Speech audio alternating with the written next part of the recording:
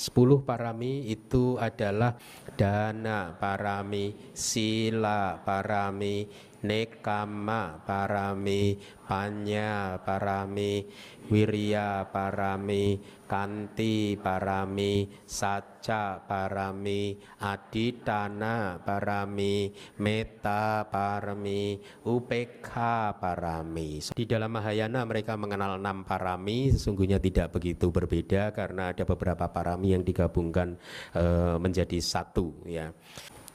Kita lihat parami yang pertama, dana parami, ya. Dana membantu berkembangnya sila. Anda sudah sering mendengarkan latihan bertahap di dalam Buddhisme apa? Dana, sila, bawana. Dana adalah fondasi untuk sila Anda, sila adalah fondasi untuk meditasi Anda, ya. Tetapi di dalam parami, mari kita lihat, dana ini membantu berkembangnya sila, tetapi nanti Anda akan juga melihat bahwa dana juga membutuhkan sila. Kalau Anda ingin berlatih dana yang sempurna, di dalam 10 parami, dana, sila, nekama, dan seterusnya itu diurutkan menurut aturan latihan-latihan yang paling mudah menuju lebih sulit, makin sulit, makin sulit, makin sulit, gitu ya.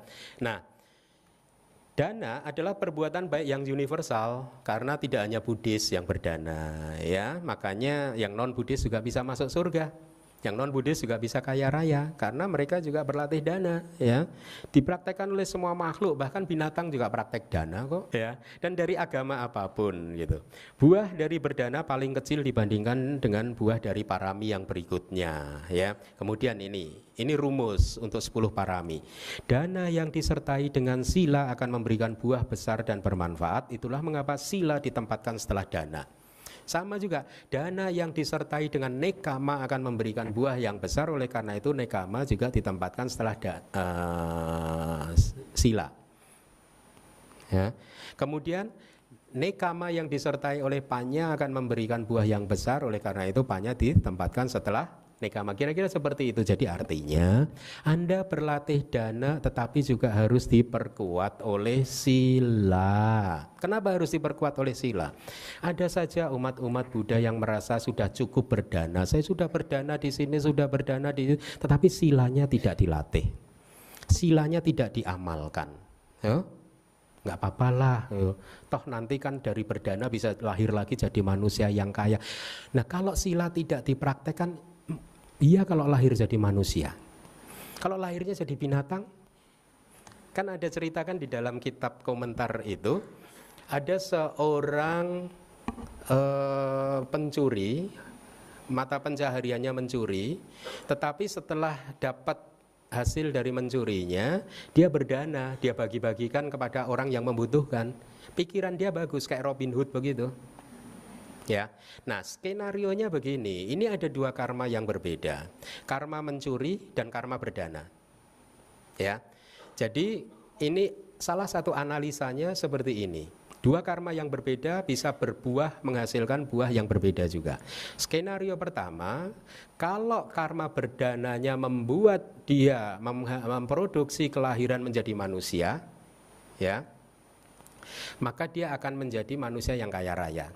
Tetapi karma melanggar silanya akan membuat dia menjadi seorang manusia kaya raya yang tidak bahagia.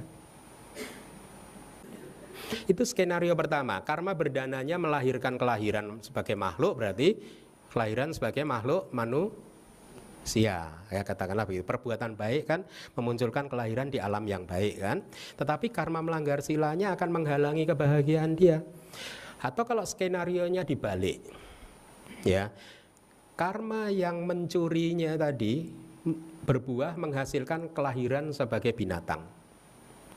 Tetapi karena dia juga melakukan karma baik berdana, maka dia jadi binatang yang dipelihara oleh tuan yang baik hati, ya. Dapat makanan rutin, enak, gemuk, tidak kena sinar matahari, tidak kena hujan, ya.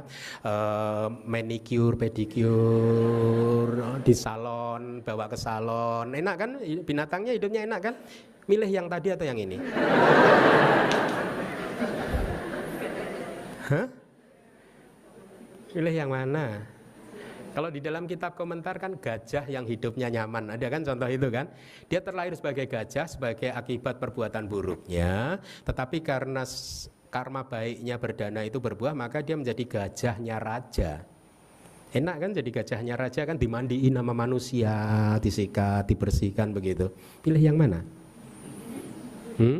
Itu resikonya dana tanpa sila. Ya, jadi ada saja umat Buddha yang masih berpikir saya udah cukup banyak berdana kok, untuk kehidupan kali ini saya cukup berdana saja, sila nggak penting. Sila belum mampu, nanti aja di kehidupan berikutnya. Karena menurut pikiran dia, pandangan yang salah, dengan berdana maka dia sudah berbuat baik dan dia akan bisa terlahir lagi jadi manusia yang kaya raya dan melanjutkan lagi latihannya. Tidak seperti itu, masa depan tidak pasti. Oleh karena itu, supaya dana Anda memberikan buah yang besar, dana Anda harus ditopang oleh sila. Pancasila Buddhis harus diamalkan. Dengan demikian aman, variasinya aman.